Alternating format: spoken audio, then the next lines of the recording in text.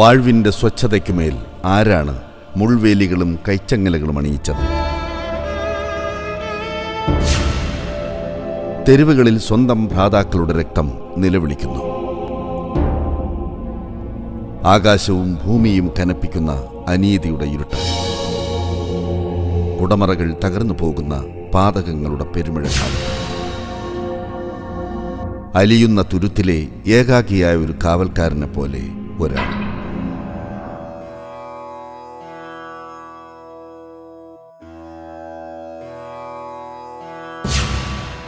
ജനാധിപത്യത്തിന്റെയും പൗരാവകാശങ്ങളുടെയും വായ്ത്താരികളൊടുങ്ങുന്ന ഇടവേളകൾ, അനീതിയുടെയും അസമഭാവനകളുടെയും അതിക്രമങ്ങളുടെയും ഒടുങ്ങാ കരച്ചിലുകളാണ് മുഴങ്ങുന്നത്.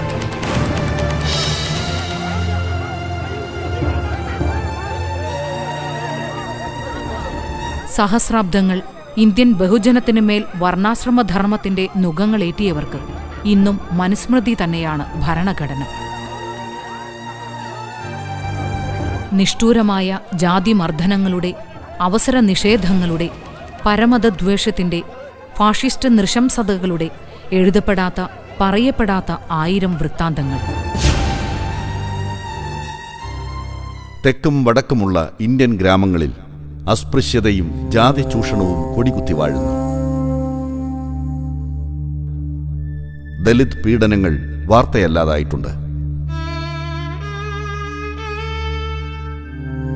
മണ്ണിന്റെ മക്കളായ ആദിവാസി ഗോത്ര ജനവിഭാഗങ്ങൾ സ്വന്തം തട്ടകങ്ങളിൽ നിന്ന് ആട്ടി ഓടിക്കപ്പെടുന്നു.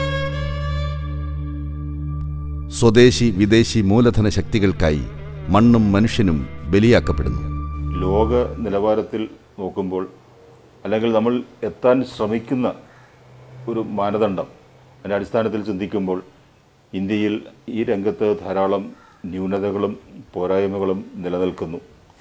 ആംനസ്റ്റി ഇൻ്റർനാഷണൽ തുടങ്ങി മനുഷ്യാവകാശ സംരക്ഷണത്തിന് വേണ്ടി പ്രവർത്തിക്കുന്ന സംഘടനകളുടെ ആഗോള വിലയിരുത്തലിലും വിശകലനത്തിലും റേറ്റിംഗിലും ഇന്ത്യ പലപ്പോഴും പിന്നിൽ പോകുന്നുണ്ട്.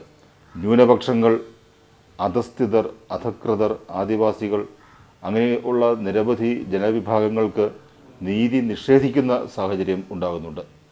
ന്യൂനപക്ഷങ്ങൾക്ക് ഇന്ത്യയിൽ ജീവിക്കുന്നതിന് അവകാശമില്ല എന്ന് പ്രഖ്യാപിക്കുന്ന ഭൂരിപക്ഷം 2002 ഗുജറാത്തിൽ സംഭവിച്ച 2000-ഓളം മനുഷ്യരെ കൂട്ടക്കുരുതി നടത്തിയ ഒരു വംശീയ ഹത്യ എന്ന് വിശേഷിപ്പിക്കാവുന്ന നികൃഷ്ടമായ സംഭവം, ഭൂമിയിൽ താമസിക്കുന്ന ഭൂമിയുടെ അവകാശികൾ എന്ന് വിശേഷിപ്പിക്കാവുന്ന സാധാരണ മനുഷ്യരെ, കർഷകരെ വികസനത്തിൻ്റെ പേരിൽ ക്രൂരമായി കുടിയൊഴിപ്പിക്കുക.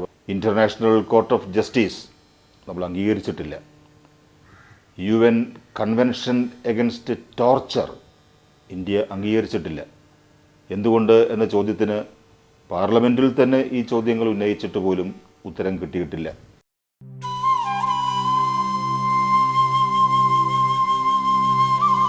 മനുഷ്യാവകാശ പ്രവർത്തനങ്ങൾ അടുത്തൂൺ പറ്റിയ ഉദ്യോഗസ്ഥരുടെ ഒഴിവു സമയ വേലയായിരുന്ന കാലത്ത് ഇരയാളപക്ഷത്തെ ഉറക്കമില്ലാത്ത കാവലാളായി മുകുന്ദൻ സി മേനോൻ.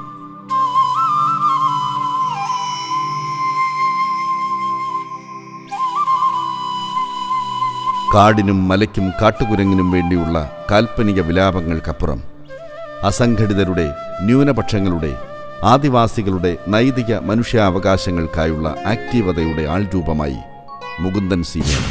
അപ്പോൾ ഈ പീരിയഡുകളാണ് ഏറ്റവും വലിയ ടൈമിംഗ് ആണ് ഏറ്റവും ഇമ്പോർട്ടൻസ്. പിന്നെ കോയമ്പത്തൂർ, അതുകൊണ്ടാണ് അന്നത്തെ AICC പ്രസിഡന്റായിട്ടുള്ള സീതാറാം കേസരി പറഞ്ഞത് ഇത് RSS ആണ് ഇതിന്റെ പിന്നിൽ. കോയമ്പത്തൂർ ബോംബ് സ്ഫോടനം. ആഴവും പരപ്പുമുള്ള അനുഭവ സമ്പത്തും നിഷ്കൃഷ്ടമായ അപഗ്രഥനശേഷിയും നിശിതവും നിർഭയപൂർണവുമായ നിലപാടുകളും മേനോനെ മനുഷ്യാവകാശ പോരാട്ടത്തിലെ ഒറ്റയാനാക്കി. ചോദ്യങ്ങളാണ്. അതേസമയത്ത് അബ്ദുൽ നാസർ മുഖ്യധാരാ സമരവഴികളിലെ സുഗമ സഞ്ചാരമായിരുന്നില്ല അദ്ദേഹം തിരഞ്ഞെടുത്തത്. അവഗണനയുടെയും അരികുവൽക്കരണത്തിൻ്റെയും ഏകാന്തമായ ഇരുൾമൂലകളിൽ ആരും കേൾക്കാതെ ഉയർന്നു താഴുന്ന വിലാപങ്ങൾ അദ്ദേഹത്തിൻ്റെ ഉറക്കം കെടുത്തി. വേണ്ടത്ര മാധ്യമ പരിഗണനയോ പ്രാധാന്യമോ ലഭിക്കാത്ത ദലിത്, ആദിവാസി, ന്യൂനപക്ഷ വിഭാഗങ്ങളുടെ നൈതിക മനുഷ്യാവകാശ വിഷയങ്ങളിൽ പേടിയും പ്രീണനവുമില്ലാതെ നിലപാടെടുക്കാൻ മേനോന് സാധിച്ചു. അനീതിയും അക്രമവും നിറഞ്ഞ ഇന്ത്യൻ അവസ്ഥയുടെ അടിസ്ഥാന കാരണങ്ങളായി സാവർണ്യത്തെയും അതിനെ പ്രതിനിധീകരിക്കുന്ന ഭരണകൂട സംവിധാനത്തെയും ചൂണ്ടിക്കാട്ടാൻ മുകുന്ദന് മടിയേതുമുണ്ടായിരുന്നില്ല.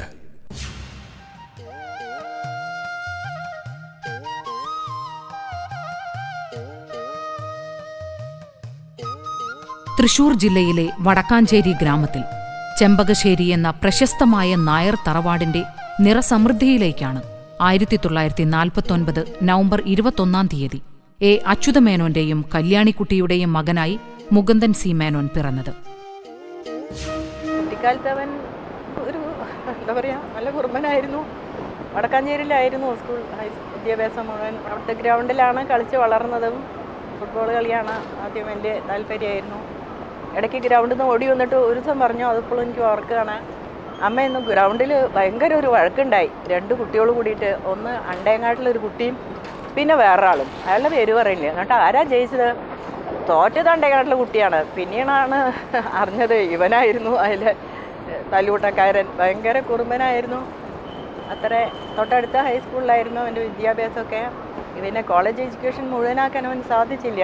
അപ്പോഴേക്കും അവന് പഠിക്കണം എന്ന വലിയ താല്പര്യം ഉണ്ടായിരുന്നില്ല. ഞങ്ങൾക്ക് അവൻ ഇളയ കുട്ടിയായതുകൊണ്ട് കുറേ പഠിപ്പിച്ച് വലിയ ഇന്നത്തെ നിലയ്ക്ക് ഡോക്ടർ, എഞ്ചിനീയർ ഇതാണല്ലോ. അല്ലാണ്ട് ഒരു നല്ല മനുഷ്യനാവണം എന്നതിനേക്കാൾ കൂടുതൽ ഇന്ന് സമൂഹം എഞ്ചിനീയർ, ഡോക്ടർ ഇതിലാണ്. അന്ന് അതുപോലെ തന്നെയായിരുന്നു. ഞങ്ങൾ അങ്ങനെ വിചാരിച്ചു. പക്ഷേ അതിനൊന്നും താല്പര്യം ഉണ്ടായിരുന്നില്ല. സ്കൂൾ വിദ്യാഭ്യാസം വടക്കാഞ്ചേരി ബോയ്സ് ഹൈസ്കൂളിലായിരുന്നു.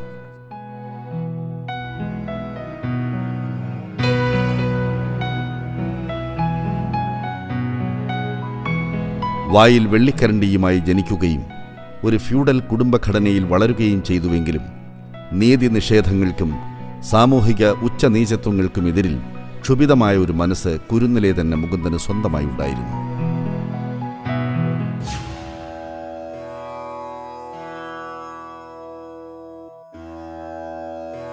വടക്കാഞ്ചേരി ശിവക്ഷേത്രം ഊട്ടുപുരയിൽ ബ്രാഹ്മണർക്കും ശൂദ്രർക്കും പന്തിയിൽ വിവേചനം കൽപ്പിക്കുന്നതിനെതിരെ ആഞ്ഞടിക്കാനും വിലക്ക് ലംഘിക്കാനും ഈ മനസ്സ് തന്നെയാണ് ആ വിപ്ലവകാരിയെ പ്രചോദിപ്പിച്ചത്.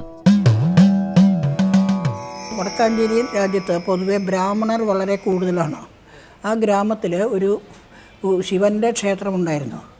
അവിടെ ഉത്സവകാലത്ത് 7 ദിവസവും ആൾക്കാർക്ക് കഞ്ഞി, മുതിരപ്പുഴുക്ക് മുതലായവ ഉച്ചയ്ക്ക് ഫ്രീ ആയിട്ട് നൽകും. അപ്പോൾ ആദ്യമായിട്ട് അവിടെ അത് ഭക്ഷണം കഴിക്കാനായിട്ട് ഞങ്ങളും പോവാറുണ്ട്. അവിടെ ഭക്ഷണം കഴിക്കാനായിട്ട് മുകുന്ദൻ സ്കൂളിൽ 6ലോ മറ്റോ പഠിക്കുകയാണ്.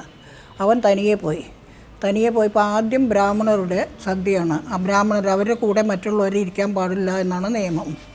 ആ നിയമത്തെ മറികടന്ന് അവൻ അവരുടെ കൂടെ ഇരുന്നു. അപ്പോൾ അതിൽ ഒരു തലമൂത്ത ബ്രാഹ്മണൻ പറഞ്ഞു, നീ ഇங்கே ഇരിക്കക്കൂടാതെ എഴുന്നേറ്റ് പോകുമെന്ന് പറഞ്ഞു. അപ്പോൾ ഇവൻ ദേഷ്യപ്പെട്ടിട്ട്, ഞാൻ ഇங்கே തന്നെ ഇരുന്ന് കഞ്ഞി കുടിക്കപ്പോറേ നീ എന്താ ചെയ്യുക പട്ടരെ എന്ന് അയാളോട് എതിർത്ത് ചോദിച്ചു. ഇതാണ് തോന്നുന്നു ആദ്യമായിട്ടുള്ള ഒരു പ്രതികരണം. സ്കൂൾ വിദ്യാഭ്യാസം കഴിഞ്ഞ് സെൻറ് തോമസ് കോളേജിലാണ് പഠിച്ചിരുന്നത്. അവിടെ പ്രീ ഡിഗ്രി പാസ്സായി. ബികോമിന് ചേർന്ന് പരീക്ഷ മുഴുവൻ എഴുതിയില്ല. തൃശൂർ സെൻറ് തോമസ് കോളേജിൽ കോമേഴ്സ് പഠനം പൂർത്തിയാക്കിയ മേനോൻ പക്ഷേ പരീക്ഷ എഴുതിയില്ല.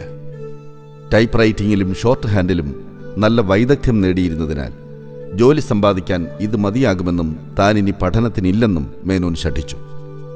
തുടർന്ന് പുതിയ മേച്ചിൽപ്പുറം തേടി ഡൽഹിയിലേക്ക്.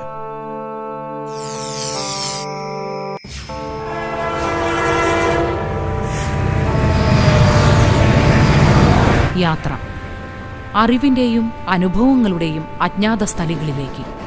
മരുപ്പറമ്പുകളും ജനാരണ്യങ്ങളും വറുതിയുടെ വെയിലും സമൃദ്ധിയുടെ വർഷവും തടവിന്റെ ഏകാന്തതയും സ്വേച്ഛയുടെ സ്വാതന്ത്ര്യവും.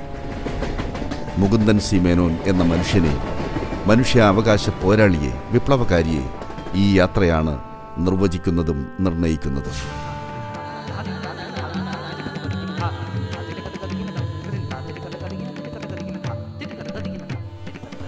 ദില്ലി 1969. ഗ്രാമീണ ശാന്തതയിൽ നിന്നുമെത്തിയ മുകുന്ദന് നഗരകാന്താരം പുതിയൊരനുഭവമായി. തെരുവുകൾ, മനുഷ്യർ, ആരവങ്ങൾ, പിന്നെയും തെരുവുകൾ. ഏകതാനമായ ഗ്രാമജീവിതത്തിൽ നിന്നും വ്യത്യസ്തമായി ഭിന്ന രൂപങ്ങളിലും ഭാവങ്ങളിലും ഭിന്ന വഴികളിലും ഒഴുകുന്ന ജീവിത മഹാപ്രവാഹം.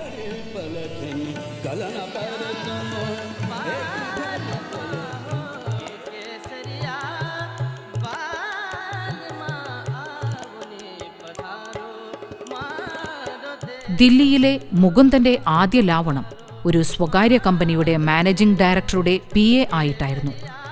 വായനയ്ക്കും പഠനത്തിനും ധാരാളം സമയം ലഭിക്കുന്ന ഒരു ജോലിയായിരുന്നു അത്. എന്നാൽ ഏറെ താമസിയാതെ മേനോൻ സ്വന്തം ഇടം കണ്ടെത്തുകയായിരുന്നു.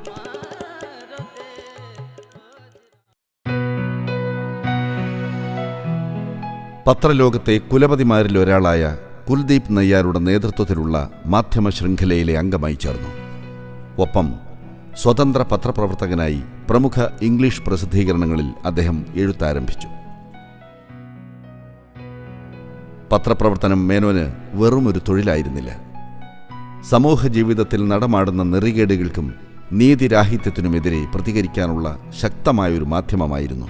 ആക്ടിവിസ്റ്റ് പത്രപ്രവർത്തനത്തിൻ്റെ ആദ്യ മാതൃകകൾ ആധുനിക ഇന്ത്യ മുകുന്ദനിൽ നിന്ന് തന്നെയാണ് പഠിച്ചെടുത്തത്. സാധാരണ പത്രപ്രവർത്തകൻ എന്നൊരു വിശേഷണം മേനോന് യോജിക്കില്ല.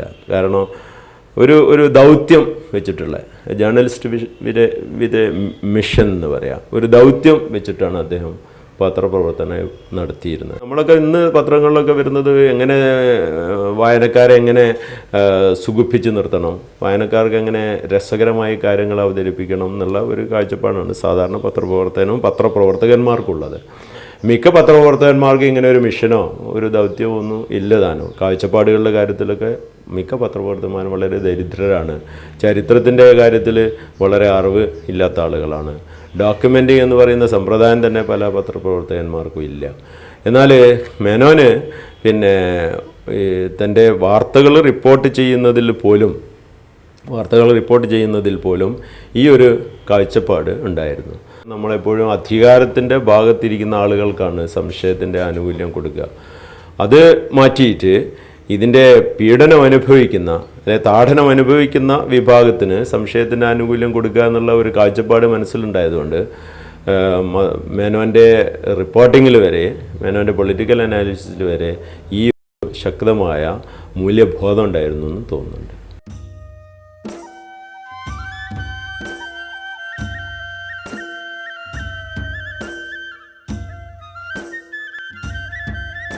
കഷ്ടതയും അവഗണനയും അനുഭവിക്കുന്ന ഇന്ത്യയിലെ വലിയൊരു വിഭാഗത്തെ കണ്ടറിയാനും അവർക്കു വേണ്ടി പൊരുതാനുമുള്ള തന്റെ നിയോഗം തിരിച്ചറിയാനും ദില്ലി ജീവിതം മേനോന് നിമിത്തമായി.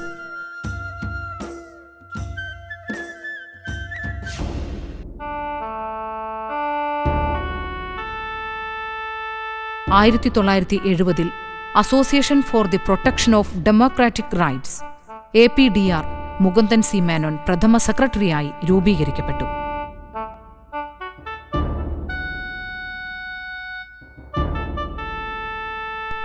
APDRന്റെ നേതൃത്വത്തിൽ ഡൽഹിയിലെ ഇന്ത്യ ഇന്റർനാഷണൽ കൺവെൻഷൻ സെന്ററിൽ നടന്ന ഉത്തരേന്ത്യൻ ജയിലുകളിലെ നക്സൽ തടവുകാരുടെ മോചനം ആവശ്യപ്പെട്ടുള്ള മനുഷ്യാവകാശ കൺവെൻഷൻ ഈ വിഷയത്തിലെ ശ്രദ്ധേയമായ ഒരു കാൽവയ്പും ഇന്ത്യയിൽ നടന്ന ആദ്യ സമ്മേളനവുമായിരുന്നു.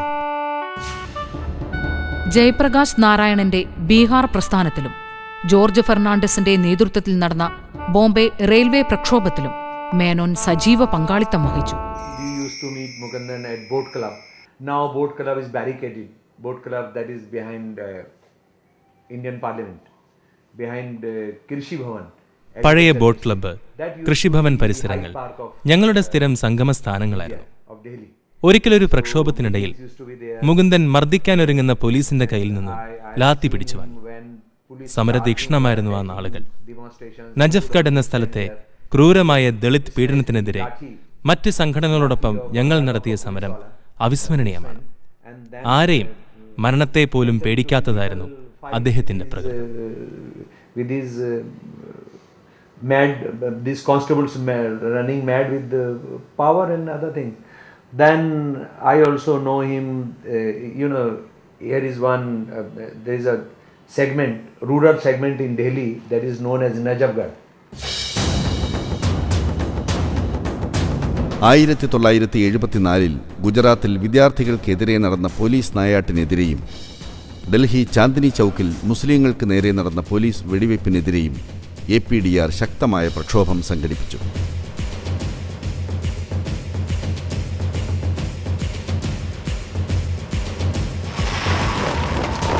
ഇതേക്കുറിച്ച് അന്വേഷിച്ച മേനോനും സഹപ്രവർത്തകരും പോലീസിലെ വർഗീയവാദികളെക്കുറിച്ച് ഞെട്ടിക്കുന്ന സത്യങ്ങൾ പുറത്തു കൊണ്ടുവന്നു.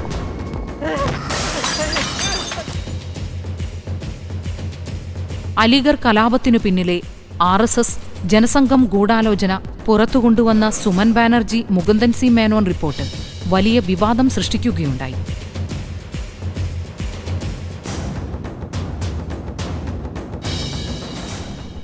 മൂന്നാം ലോകരാജ്യങ്ങളെ അമേരിക്കൻ സോവിയറ്റ് ശാക്തിക ചേരികൾ സമർത്ഥമായി വഞ്ചിക്കുന്നതിൻ്റെ സത്യസന്ധമായ വാർത്തകൾ ഇന്ത്യൻ ജനതയെ അറിയിക്കുന്നതിനായി തേർഡ് വേൾഡ് യൂണിറ്റി എന്നൊരു ഇംഗ്ലീഷ് മാസിക മേനോൻ ആരംഭിച്ചു. It was the Third World Unity magazine which first attracted me. It was really very interesting magazine. He used to edit. Mukundan C Menon edit ചെയ്തിരുന്ന തേർഡ് വേൾഡ് യൂണിറ്റി എന്ന പ്രസിദ്ധീകരണം ആദ്യമായി ഒരു സുഹൃത്തിൽ നിന്നാണ് എനിക്ക് കിട്ടുന്നത്. മഹത്തായ ലാറ്റിൻ അമേരിക്കൻ സാമ്രാജ്യവിരുദ്ധ പോരാട്ടങ്ങളെക്കുറിച്ചും ചെഗുവേര അടക്കമുള്ള വിപ്ലവകാരികളെക്കുറിച്ചും എനിക്ക് ആദ്യമായി അറിവ് കിട്ടുന്നത് ഈ പ്രസിദ്ധീകരണം.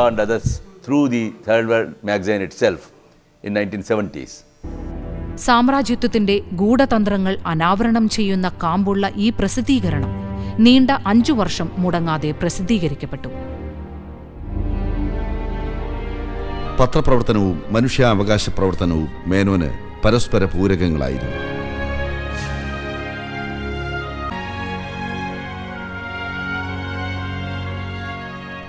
UNI ഓഫീസിലെ ഇടവേളകളിൽ താൻസൻമാർഗിലെ ത്രിവേണി ലോഡ്ജിൽ, സപ്രു ഹൗസിലെ പുൽത്തഗഡിയിൽ, പാലിക ബസാർ പരിസരത്ത് ആവേശകരങ്ങളായ ഒത്തുചേരലുകളും ചർച്ചകളും അരങ്ങേറി.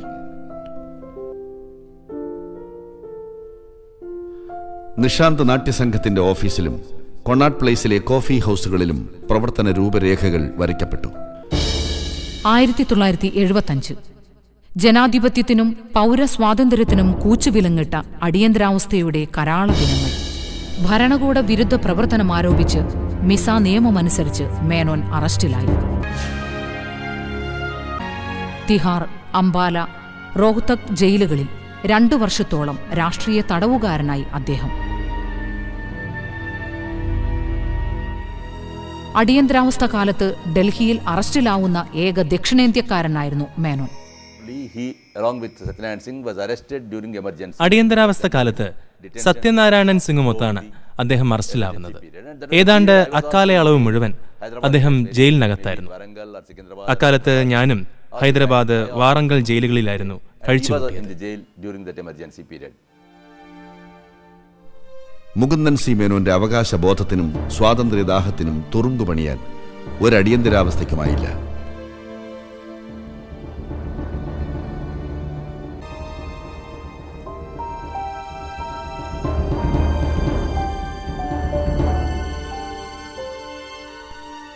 ഒളിച്ചു കടത്തപ്പെട്ട ഒരു ടൈപ്പ് റൈറ്ററിൽ നിന്നും ഭരണകൂട നെറികേടുകളുടെ ബുള്ളറ്റിനുകൾ കാനഡയിലെ ടൊറാൻഡോ സൺ, BBC എന്നീ വിദേശ മാധ്യമങ്ങൾ മുഖേന അദ്ദേഹം ലോകത്തെ അറിയിച്ചുകൊണ്ടിരുന്നു.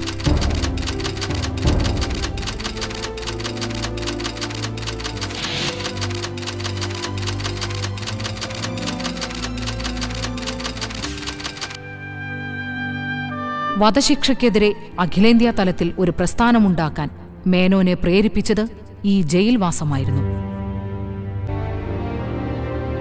ഇന്ത്യയിൽ വധശിക്ഷ പിന്നോക്കക്കാർക്ക് മാത്രമായി സംവരണം ചെയ്യപ്പെട്ടിരിക്കുന്നതായി പഠനങ്ങളിലൂടെ മേനോൻ കണ്ടെത്തി. തുടർന്ന് LM സിംഗ്വി അധ്യക്ഷനായി national committee for the abolition of death penalty എന്നൊരു സംഘടന രാജ്യവ്യാപകമായി പ്രവർത്തനമാരംഭിച്ചു. 1979 ഈ സംഘടന നൽകിയ ഹർജിയെ തുടർന്ന് ഇന്ത്യൻ കോടതികളിൽ നിരന്തരമായി വധശിക്ഷ വിധിക്കുന്ന പതിവിന് വിരാമമായി.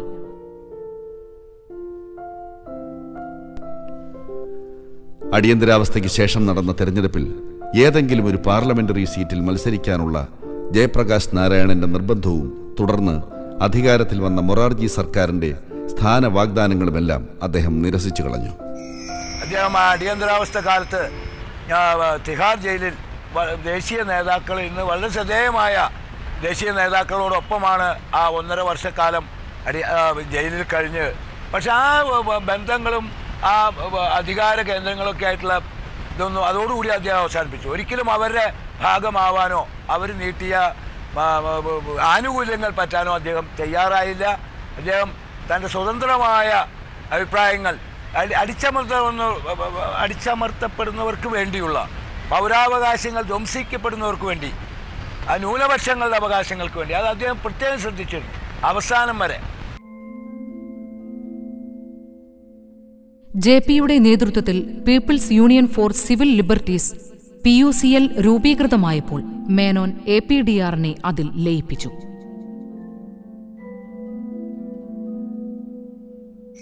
I was then the secretary of the People's Union for Democratic Rights, along with 2 of my colleagues, both unfortunately dead. Sudesh PUDRന്റെ സെക്രട്ടറി ആയിരുന്നു ഞാനെന്ന്. മുകുന്ദനും എന്നോടൊപ്പം ഉണ്ടായിരുന്ന ഒരുപാട് സഹപ്രവർത്തകരെയും ഞാൻ ഓർക്കുന്നു. പലരും മരിച്ചുപോയി.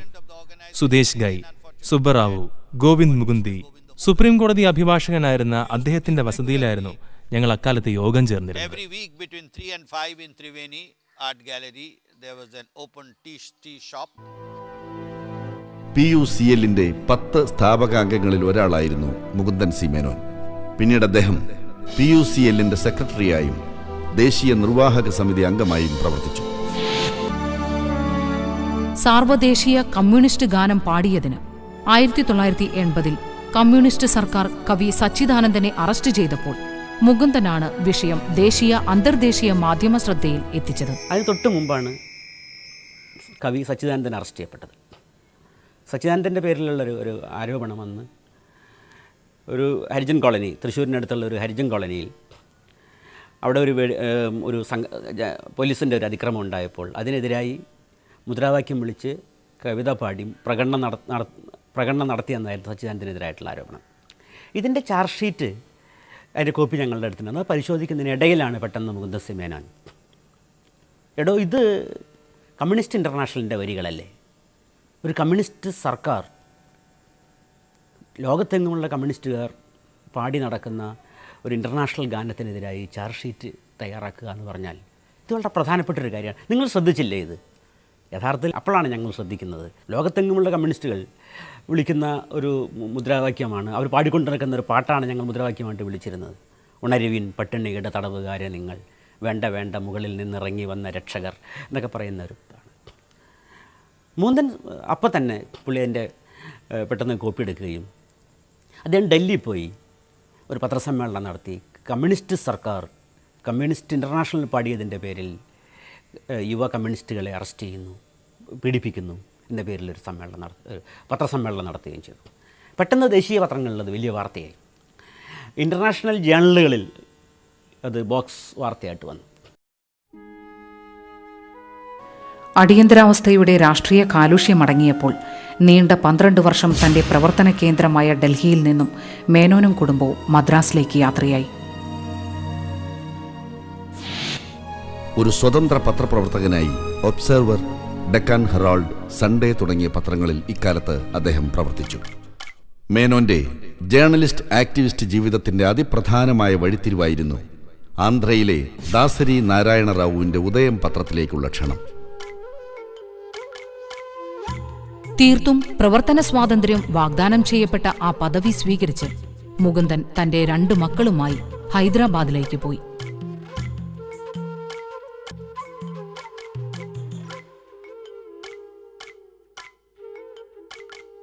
ഉദയം പത്രത്തിന്റെ പ്രധാന പ്രവർത്തകൻ എന്ന നിലയിൽ നീണ്ട 10 വർഷങ്ങൾ മേനോൻ മാധ്യമ നഭസിലെ നക്ഷത്രമായി തിളങ്ങി.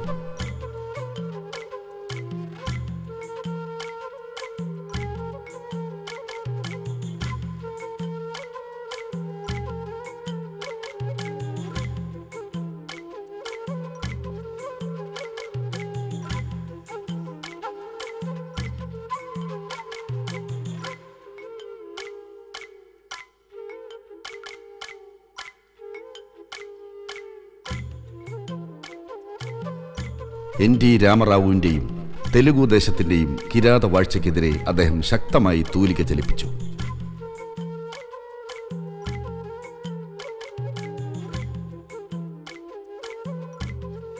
ആന്ധ്ര ഭരണകൂടത്തെ നിയന്ത്രിച്ചിരുന്ന ഭൂ ഉടമകളുടെ നെറുകേടുകൾക്കെതിരെ മേനോൻ ശബ്ദമുയർത്തി.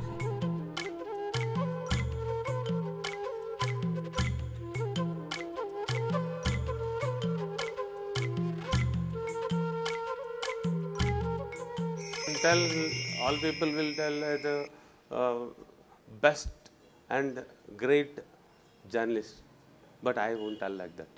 അദ്ദേഹം വലിയൊരു പത്രപ്രവർത്തകൻ തന്നെയാണ്. എന്നാൽ അതിലുമുപരി ഒരു മഹാമനുഷ്യനായിരുന്നു അദ്ദേഹം. മേലാള കീഴാള ബോധം തൊട്ടു തീണ്ടിയിട്ടില്ലാത്ത ഒരു വ്യക്തിത്വം.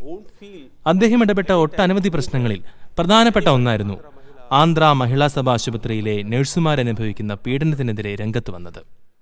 ഒരിക്കൽ വിദൂരമായ ഒരു ഗോത്രവർഗ മേഖലയിലേക്ക് കാൽനടയായി ഞങ്ങൾ നടത്തിയ സാഹസിക പത്രപ്രവർത്തന യാത്ര എന്റെ ഓർമ്മയിൽ ഇപ്പോഴും. For a tribal story, Araku, it is near Visakhapatnam. It is all this is tribal.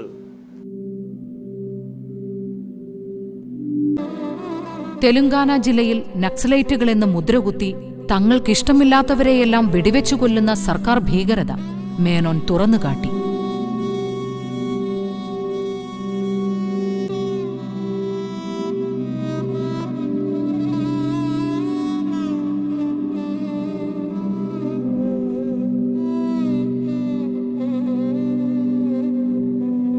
ഉന്നത നക്സലൈറ്റ് നേതാവ് കൊണ്ടപ്പള്ളി സീതാരാമയ്യരുമായി അടുത്ത ബന്ധമുണ്ടായിരുന്ന അദ്ദേഹം ഒളിത്താവളങ്ങളിലെത്തി പീപ്പിൾസ് വാർ ഗ്രൂപ്പ് നേതാക്കളെ ഇന്റർവ്യൂ ചെയ്ത് വാർത്താ വിപ്ലവം സൃഷ്ടിച്ചു. After emergency in 1980s, Mukunda Menon shifted to Hyderabad, maybe because of the problems in the CPI-ML movement. Menon Delhi വാസകാലത്ത് ML പ്രസ്ഥാനത്തിന്റെ പ്രചാരണ വിഭാഗവുമായി ബന്ധപ്പെട്ട് പ്രവർത്തിച്ചു വരികയായിരുന്നു. അടിയന്തരാവസ്ഥയ്ക്ക് ശേഷം ഹൈദരാബാദിലേക്ക് ചേക്കേറിയ അദ്ദേഹം ഉദയത്തിലെ പത്രപ്രവർത്തന ജോലിയോടൊപ്പം പ്രാസ്ഥാനികമായ അടുപ്പവും അനുഭാവവും സൂക്ഷിച്ചു. He went back, later he died, and Sitaramaya also was in jail for till 1981 or so. Dalit ക്രിസ്ത്യാനിയായിരുന്ന മുകുന്ദന്റെ ഭാര്യ ലളിത സാമുവൽ ഇളയ മകന്റെ പ്രസവത്തോടെ മരണമടഞ്ഞത് ഈ കാലയളവിലാണ്. 1978-88 ദശകത്തിലെ ആന്ധ്രയിലെ ഏറ്റവും നല്ല പത്രപ്രവർത്തകനുള്ള best journalist award Mukundan C മേനോന് ലഭിച്ചു.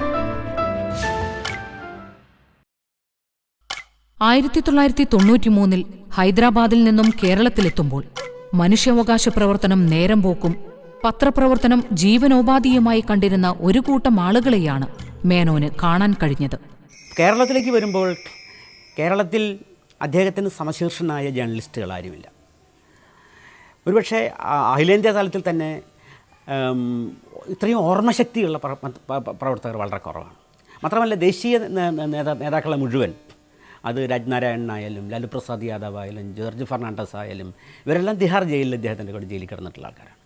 അതുകൊണ്ട് ഉള്ള ദേശീയ നേതാക്കളെ മുഴുവൻ ഇദ്ദേഹത്തിന് വ്യക്തിപരമായിട്ട് അറിയാം. പിന്നെ ഒരു പൗരാവകാശ പ്രവർത്തകൻ എന്ന നിലയ്ക്ക് അദ്ദേഹത്തിന് ധാരാളം ഇൻ്റർനാഷണൽ ബന്ധങ്ങളുണ്ടായിരുന്നു. ആംനസ്റ്റി ഇൻ്റർനാഷണലും മറ്റൊക്കെ ആയിട്ടുള്ള ബന്ധങ്ങളുണ്ടായിരുന്നു. ഇതൊക്കെയായിട്ടാണ് അദ്ദേഹം കേരളത്തിലേക്ക് വരുന്നത്. കേരളത്തിൽ വരുമ്പോൾ അദ്ദേഹം രണ്ട് കുഴപ്പങ്ങളുണ്ടായിരുന്നു. ഒന്ന്, കേരളത്തിലെ പൗരാവകാശ പ്രവർത്തനങ്ങൾ എന്ന് വെച്ചാൽ വെറും കടലാ സംഘടനകളാണ്. ഇവിടെ എഴുത്തുകാർ ഒരാവശ്യം വരുമ്പോൾ അതിൻ്റെ വിക്ടിംസിൻ്റെ ഭാഗത്ത് നിന്ന് ആരെങ്കിലും ഒരു ഒപ്പുശേഖരണം നടത്തിയാൽ അതിൽ ഒപ്പിട്ട് കൊടുക്കുക, ഒരു ഒപ്പിയാൻ ആക്ടിവിസമാണ് കേരളത്തിൽ പൗരാവകാശ പ്രവർത്തനം എന്ന് പറയുന്നത്. ജെന്യുവിനായി നിവർന്നു നിൽക്കുന്ന, ഭരണകൂടത്തോട് സംസാരിക്കുന്ന, സിവിൽ സൊസൈറ്റിയെ ആർജവത്തോടെ പ്രതിനിധീകരിക്കുന്ന പൗരാവകാശ പ്രസ്ഥാനം കേരളത്തിലില്ല. അതുകൊണ്ട് കേരളത്തിലെ ഏതെങ്കിലും പൗരാവകാശ പ്രസ്ഥാനത്തിൽ ഇടപെട്ട് ചേർന്ന് പ്രവർത്തിക്കുക എന്നുള്ള മുകുന്ദൻ സി മേനോന് ബുദ്ധിമുട്ടായിരുന്നു. കക്കയം ക്യാമ്പിലെ രാജന്റെ ദാരുണ മരണം ഏറെ ഒച്ചപ്പാടുണ്ടാക്കിയപ്പോഴും കേരളത്തിൽ കസ്റ്റഡി മരണങ്ങൾ സാധാരണ സംഭവങ്ങളായി തുടരുന്നുവെന്ന് മേനോൻ കണ്ടെത്തി. അടിയന്തരാവസ്ഥയിൽ പോലീസ് കസ്റ്റഡിയിൽ കൊല്ലപ്പെട്ട രാജനു വേണ്ടി സുപ്രീം കോടതിയിൽ കേസ് ഫയൽ ചെയ്യുന്നതിന് ഈച്ചര വാര്യർക്ക് ജസ്റ്റിസ് താർക്കുണ്ടയുമായി ബന്ധപ്പെട്ട് സഹായങ്ങൾ ചെയ്തു കൊടുത്തത് മേനോനായിരുന്നു.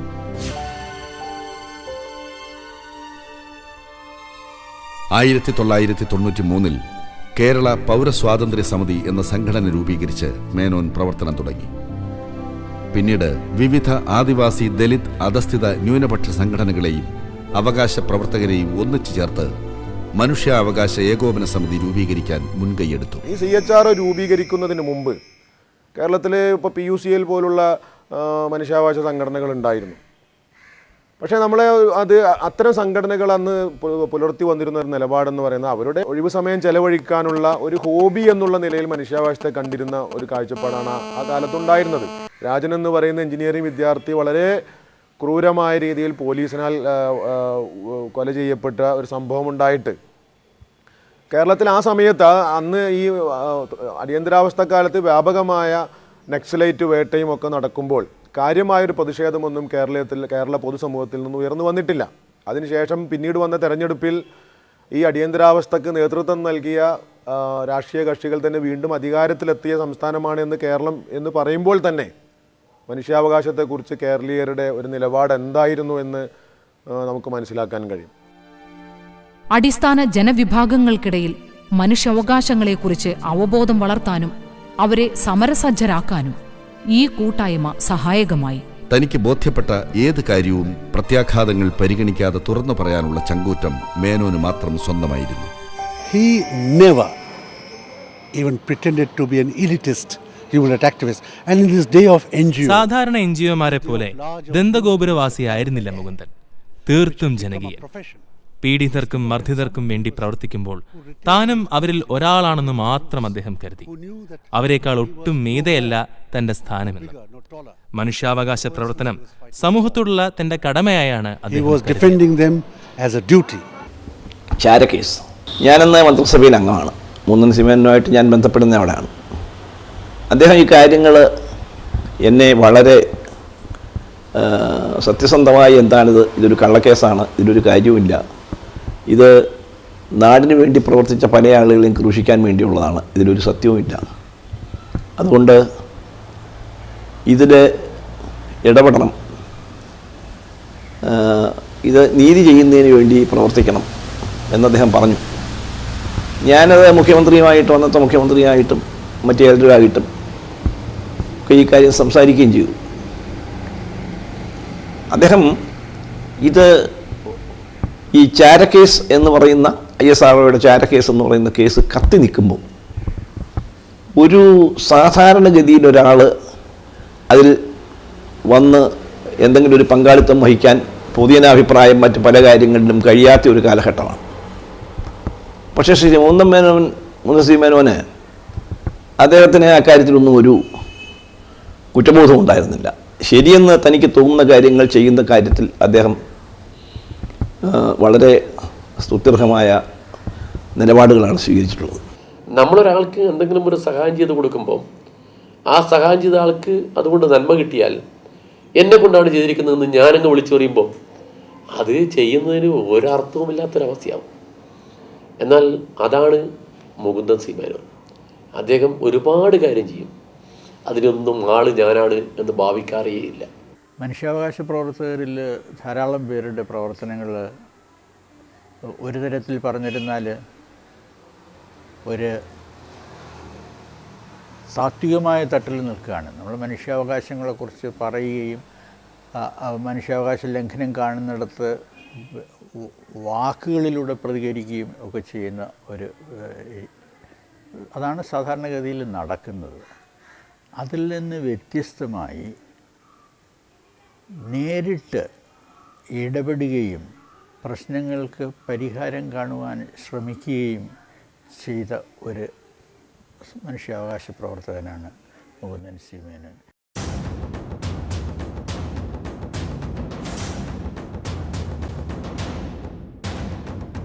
തീവ്രവാദം ഫാഷിസത്തിന്റെ മറുപടിയാണെന്നും സാമ്പത്തിക രാഷ്ട്രീയ ഉച്ചനീചത്വങ്ങളും അടിച്ചമർത്തലുകളുമാണ് തീവ്രവാദികളെ സൃഷ്ടിക്കുന്നതെന്നും അദ്ദേഹം വിശ്വസിച്ചു. അദ്ദേഹം പറഞ്ഞിരുന്നത് ഒരമ്മയും തീവ്രവാദിയെ പ്രസവിക്കുന്നില്ല, അതുപോലെ ഒരാളും തീവ്രവാദിയായി ഇവിടെ ജനിക്കുന്നുമില്ല.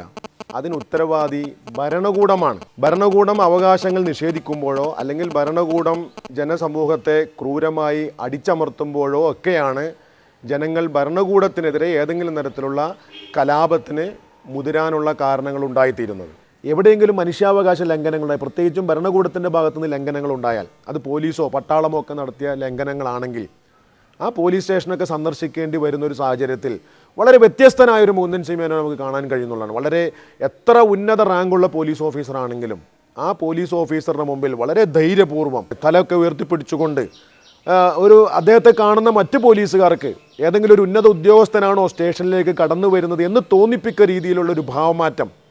കാരണം അത് ആ ഒരു കൃത്യമായൊരു കാഴ്ചപ്പാടിൻ്റെ അടിസ്ഥാനത്തിലാണ്. കാരണം പോലീസ് അല്ലെങ്കിൽ പട്ടാളം, ഭരണകൂടം ഒരു മനുഷ്യാവകാശ ലംഘനം നടത്തിയിരിക്കുന്നു, അവിടെ ഒരു മനുഷ്യാവകാശ പ്രവർത്തകനായ ഞാനൊരു പോരാളിയാണ്, ഈ ലംഘനം നേരിട്ട വ്യക്തി അല്ലെങ്കിൽ ലംഘനം നേരിട്ട ആ സമൂഹം, അവർക്ക് വേണ്ടി ഞാൻ നിലകൊള്ളേണ്ടതുണ്ട് എന്നുള്ള യാഥാർത്ഥ്യബോധത്തിൽ നിന്നും ഉണ്ടാകുന്ന ഒരു സവിശേഷ വ്യക്തിത്വമാണ് അത്തരം രംഗങ്ങളിൽ മുകുന്ദൻ സി മേനോനിൽ നമുക്ക് ദർശിക്കാൻ കഴിഞ്ഞുകൊണ്ടിരുന്നത്. കക്ഷി രാഷ്ട്രീയ നാടകങ്ങളെ വെറുത്തിരുന്ന മുകുന്ദൻ സി മേനോൻ ജീവിതത്തിൽ ഒരിക്കൽ പോലും വോട്ട് ചെയ്തില്ല.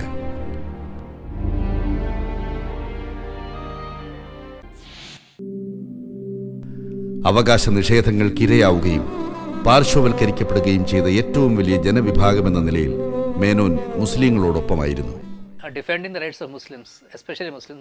പൗരാവകാശ പ്രവർത്തനത്തിലെ എളുപ്പമാർഗങ്ങളിലല്ലായിരുന്നു മുകുന്ദന്റെ വിഹാരം. ഉദാഹരണമായി മുസ്ലിമുകളുടെ മനുഷ്യാവകാശത്തെപ്പറ്റി സംസാരിക്കുക തന്നെ അപകടകരമായ അവസ്ഥയിലായ ഒരു കാലത്ത് അദ്ദേഹം അവരോടൊപ്പം നിലകൊണ്ടു. ബാബർ മസ്ജിദിനും ഗുജറാത്തിനും ശേഷം ഒരു പൗരാവകാശ പ്രവർത്തകന് ഒരു ന്യൂനപക്ഷങ്ങളോടുള്ള, പ്രത്യേകിച്ച് മുസ്ലിങ്ങളോടുള്ള നിലപാട് നിർണായകമായി. പഴയ കാലത്ത് തൊഴിലാളികളിലുള്ള നിലപാട് എങ്ങനെയാണോ നിർണായകമാകുന്നത്? വർഗപരമായ ആക്രമണം നടക്കുമ്പോൾ നമ്മൾ തൊഴിലാളിയും മുതലാളിയും തമ്മിൽ ഒരു സംഘർഷം നടക്കുന്ന സമയത്ത് നാം തൊഴിലാളിയുടെ കൂടെ നിൽക്കും.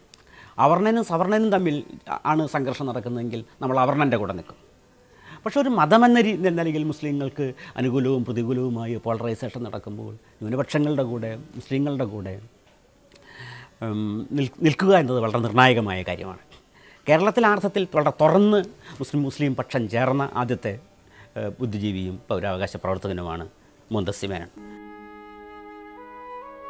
പ്രതികരിക്കുന്നവരെ തീവ്രവാദികളാക്കുകയും ഏറ്റുമുട്ടൽ കൊലകളിലൂടെ ഉന്മൂലനം ചെയ്യുകയും ചെയ്യുന്ന ഫാഷിസ്റ്റ് ഭരണകൂട കൂട്ടായ്മയ്ക്കെതിരെ അദ്ദേഹം ധീരമായി ശബ്ദിച്ചു.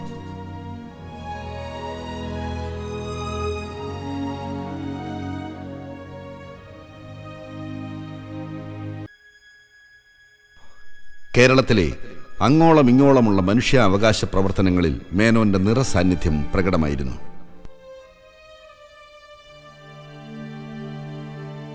കേരളീയ സമൂഹത്തിൽ വലിയൊരു വിഭാഗം എതിർത്തിട്ടും കാശ്മീരിലെ ഹൂറിയത്ത് കോൺഫറൻസ് നേതാക്കളെ ഇവിടേക്ക് കൊണ്ടുവരാൻ അദ്ദേഹം അപൂർവമായ ധീരത കാണിച്ചു.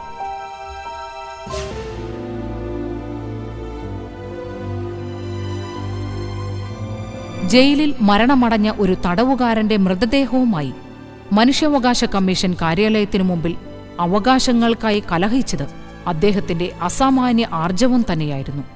ഒരു ആള് ജയിലിൽ വെച്ച് മരിക്കുന്നു. ആ ആളുടെ ഡെഡ് ബോഡി അയാളുടെ സ്വന്തം നാട് മാവേലിക്കരയോ മറ്റോ ആണെന്ന് തോന്നുന്നു. അതിലേക്ക് കൊണ്ടുപോകുന്നതിലേക്ക് വേണ്ടി എന്ത് ചെയ്യാനൊക്കും എന്ന് ചോദിച്ചുകൊണ്ട് എന്നോട് ഫോണിൽ വിവരമറിഞ്ഞു. അപ്പോൾ ഞാൻ പറഞ്ഞതിൽ ഹ്യൂമൻ റൈറ്റ്സ് കമ്മീഷനെ സംബന്ധിച്ചിടത്തോളം ഇങ്ങനെ ഒരു ഇഷ്യൂവിൽ ഡയറക്റ്റായിട്ട് ചെയ്യാൻ, എന്തെങ്കിലും സഹായം ചെയ്യാൻ പാടാണ്. പക്ഷേ വ്യക്തിപരമായ രീതിയിൽ ഞാൻ വേണ്ട സഹായം ചെയ്തു തരാമെന്ന് പറയുകയും ചെയ്തു.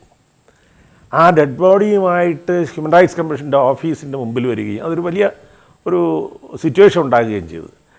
പക്ഷെ എനിക്ക് ചെയ്യാൻ കഴിയുന്നതെന്ന് പറയുന്നത് സാമ്പത്തികമായ സഹായമാണ്. ആ സാമ്പത്തികമായ സഹായം എന്നിൽ നിന്നും വ്യക്തിപരമായ ആവശ്യമില്ല എന്നുള്ളൊരു നിലപാടായിരുന്നു മുകുന്ദൻ സി മേനോൻ്റെത്. അത് ശരിയാണ്. കാരണം വ്യക്തിപരമായി ഞാൻ കൊടുക്കുന്നതോ മുകുന്ദൻ സി മേനോനോ കൊടുക്കുന്നതോ ഒന്നും അല്ല അവിടെ ആവശ്യം. കമ്മീഷൻ എന്ത് ചെയ്യാൻ കഴിയും, ആ ഇതുമായി ബന്ധപ്പെട്ട് കുറച്ചൊക്കെ ഞങ്ങൾ സംസാരിക്കുകയുണ്ടായി.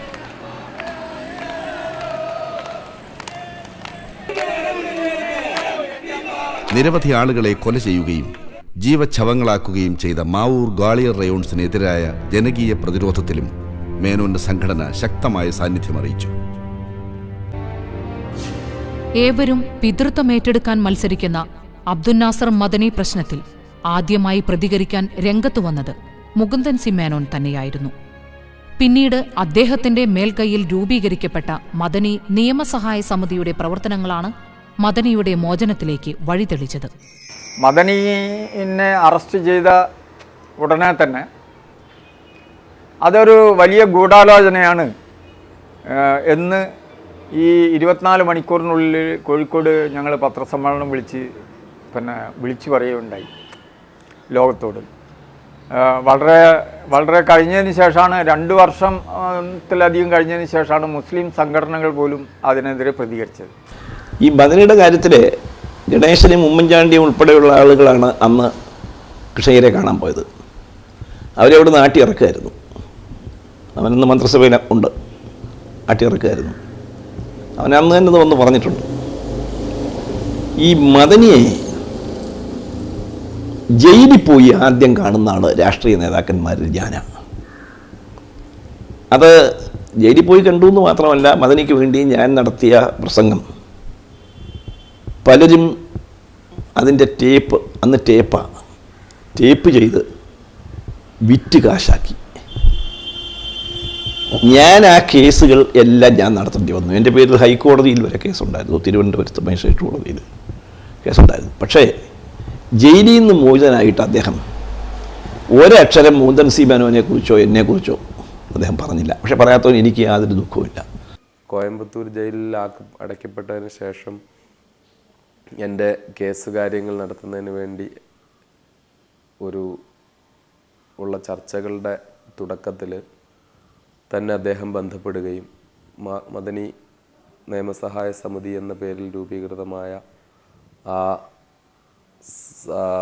നിയമസഹായ കമ്മിറ്റിയുടെ ജനറൽ കൺവീനറായി അദ്ദേഹം ചുമതലയേൽക്കുകയും പിന്നീട് അദ്ദേഹം എന്നോട് ബന്ധപ്പെട്ട ഞാൻ അനുഭവിക്കുന്ന മനുഷ്യാവകാശ ലംഘനം ഉൾപ്പെടെയുള്ള വിഷയങ്ങൾ വളരെ ശക്തമായി അദ്ദേഹം ഉന്നയിക്കുകയും നിരവധി വേദികളിൽ ഉന്നയിക്കുകയും പത്രങ്ങളിലൂടെ എഴുതുകയും ഒക്കെ ചെയ്തു. അതുപോലെ തന്നെ എനിക്കെതിരെ NSA ചുമത്തപ്പെട്ട സാഹചര്യത്തിൽ ജസ്റ്റിസ് VR കൃഷ്ണയ്യർ ഉൾപ്പെടെയുള്ള മനുഷ്യാവകാശ പ്രവർത്തകരെ ഏകോപിപ്പിച്ച് ആ NSAക്കെതിരെ ശക്തമായ ഒരു ജനശ്രദ്ധ ഉണ്ടാക്കുന്നതിൽ മുകുന്ദൻ സി മേനോൻ വളരെ ആത്മാർത്ഥമായി തന്നെ പരിശ്രമിച്ചിട്ടുണ്ടായിരുന്നു.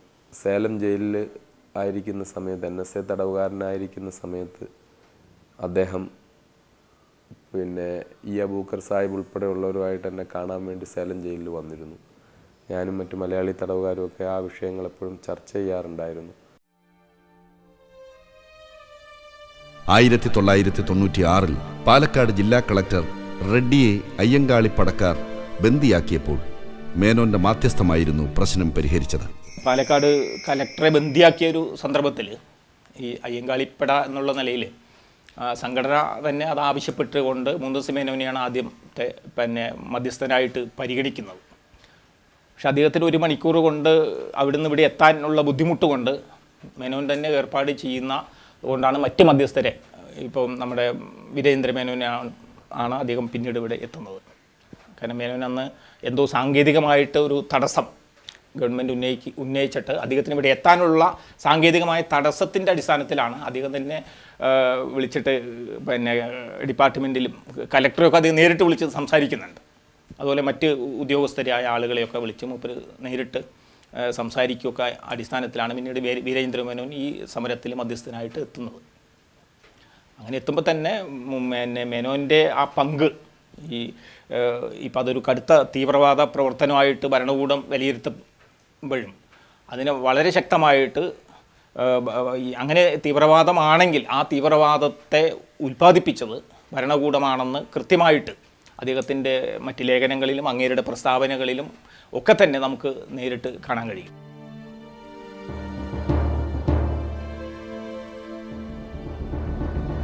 തിരുവനന്തപുരത്ത് മത്സ്യബന്ധനത്തിന് പോയ 5 പേരെ സമുദ്രാതിർത്തി ലംഘിച്ചതിന്റെ പേരിൽ പാകിസ്ഥാൻ ഗവൺമെന്റ് തടവിലാക്കിയപ്പോൾ മുകുന്ദൻ സി മേനോനാണ് പാക് മനുഷ്യാവകാശ പ്രവർത്തകരെ ബന്ധപ്പെട്ട് അവരുടെ മോചനത്തിനു വേണ്ടി മുൻകൈയെടുത്തത്. 5 മത്സ്യത്തൊഴിലാളികൾ പാകിസ്ഥാൻ ജയിലിൽ അകപ്പെട്ടിരുന്നപ്പോൾ ആ മത്സ്യത്തൊഴിലാളികളെ മോചിപ്പിക്കണമെന്ന് ആവശ്യപ്പെട്ടുകൊണ്ട് കേരള സ്വതന്ത്ര മത്സ്യത്തൊഴിലാളി ഫെഡറേഷൻ സെക്രട്ടേറിയറ്റ് മുന്നിൽ നടത്തിയ സമരത്തിന് ശ്രീ മുകുന്ദൻ സി മേനോൻ്റെ നിർണായകമായ ഒരു പങ്ക് വഹിച്ചു എന്നത് ഏറ്റവും അർത്ഥവത്തായ ഒരു കാര്യമാണ്. പ്രത്യേകിച്ച് പാകിസ്ഥാൻ എംബസിയുമായി ബന്ധപ്പെട്ടും അവിടെയുള്ള മനുഷ്യാവകാശ സംഘടനയുമായി ബന്ധപ്പെട്ടും ഇമെയിൽ മുഖേന അഭിപ്രായങ്ങൾ ആരായുകയും അവിടെ ചർച്ച ചെയ്യപ്പെടുവാനും അവസരമൊരുക്കിയതിൽ ശ്രീ മുകുന്ദൻ സി മേനോൻ വഹിച്ച പങ്കും വളരെ നിർണായകമായിരുന്നു. എന്തായാലും പല ഇടപെടലുകളുടെ ഭാഗമായി സർക്കാരിൻ്റെ ഇടപെടലുകൾ, മനുഷ്യാവകാശ പ്രവർത്തകരുടെ ഇടപെടലുകൾ ഒക്കെ കൊണ്ട് ആ മത്സ്യത്തൊഴിലാളികളെ പാകിസ്ഥാൻ ജയിലിൽ നിന്ന് മോചിപ്പിക്കുവാൻ അവസരം ലഭിച്ചു എന്നത് ചരിത്രപരമായ ഒരു സംഭാവനയായി ഞാൻ മനസ്സിലാക്കുകയാണ്.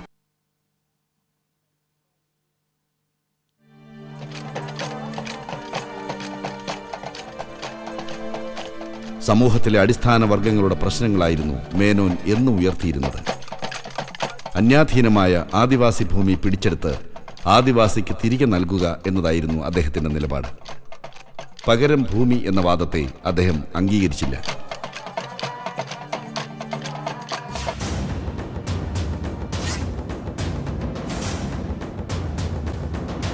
ബാബറി മസ്ജിദിന്റെ തകർച്ച ഇന്ത്യൻ ഭരണവ്യവസ്ഥയുടെ തകർച്ച തന്നെയാണെന്നായിരുന്നു അദ്ദേഹം വിശേഷിപ്പിച്ചിരുന്നത്.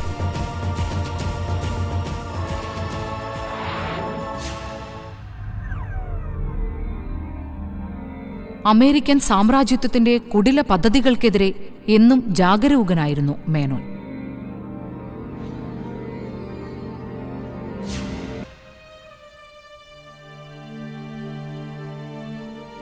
പോട്ട, ടാഡ എന്നീ കരിനിയമങ്ങൾക്കെതിരെ മേനോൻ അതിശക്തമായി നിലകൊള്ളുകയും നിരന്തരമായി അവയെക്കുറിച്ച് ജനങ്ങളെ ഉണർത്തുകയും ചെയ്തു. പോലീസ് കിരാതവാഴ്ച നടമാടിയ കിള്ളിയിലെ ജനങ്ങളോടൊപ്പം നീതിക്ക് വേണ്ടിയുള്ള പോരാട്ടത്തിൽ മുകുന്ദൻ സി മേനോന്റെ സംഭാവന നിർണായകമായിരുന്നു. ഈ ഹെൽമെറ്റ് വേട്ടയുമായി ബന്ധപ്പെട്ട് ഇവിടെ ഒരു സംഭവം ഉണ്ടാവുകയായിരുന്നു. പോലീസ് ലാത്തി കൊണ്ടെറിഞ്ഞ് വീട്ടുന്നൊരു സംഭവം. അതിൽ പോലീസിനെ ആക്രമിച്ചു എന്ന് പറയുന്ന പ്രതികളെ കണ്ടെത്തുന്നതിലേക്ക് വേണ്ടി നിരപരാധികളായ 10ഓളം വീടുകളിൽ പോലീസ് ഒരു രാത്രി കൊണ്ട് 10ഓളം യുവാക്കളെ അറസ്റ്റ് ചെയ്യുകയും വീടുകൾ കയറി ചവിട്ടിപ്പൊളിക്കുകയും സാധനങ്ങളൊക്കെ മുഴുവനും ചവിട്ടി നാശപ്പെടുത്തുകയും ചെയ്യുകയും 10ഓളം പേരെ പോലീസ് കസ്റ്റഡിയിൽ കൊണ്ടുപോയി മൃഗീയമായി മർദ്ദിച്ച ഒരു സംഭവം ഒക്ടോബർ മാസം 5-ാം തീയതി 4-ന് വെളുപ്പാൻ രാവിലെ നടന്ന സംഭവമാണ്. അന്ന് തന്നെ DYSP യോഗേഷ് ഉൾപ്പെടെയുള്ള ആളുകളെ ഒഴിവാക്കാനുള്ള ശ്രമം അന്ന് നടന്നപ്പോഴും മുകുന്ദൻ സി മേനോനും ബലരാം സാർ ഉൾപ്പെടെയുള്ള ആളുകളുടെ ശക്തമായ ഇടപെടൽ കൊണ്ട് മാത്രമാണ് അന്ന് ഗവൺമെൻറ് അവർക്കെതിരെ നടപടി സ്വീകരിക്കുകയും അവരന്ന് സസ്പെൻഷനിലായത്. മുത്തങ്ങയിലെ ആദിവാസി വേട്ട, പ്ലാച്ചിമട സമരം, മലപ്പുറത്തെ പാക് പൗരന്മാരുടെ പ്രശ്നം, ഗൾഫ് ജയിലുകളിൽ മയക്കുമരുന്ന് ലോബിയുടെ ചതിയിൽപ്പെട്ട് വധശിക്ഷയ്ക്കിരയാവുന്ന മലയാളികളുടെ പ്രശ്നം എന്നിങ്ങനെ നൈതിക മനുഷ്യാവകാശ പ്രശ്നങ്ങളിൽ അദ്ദേഹം വ്യാപകമായി ഇടപെട്ടു.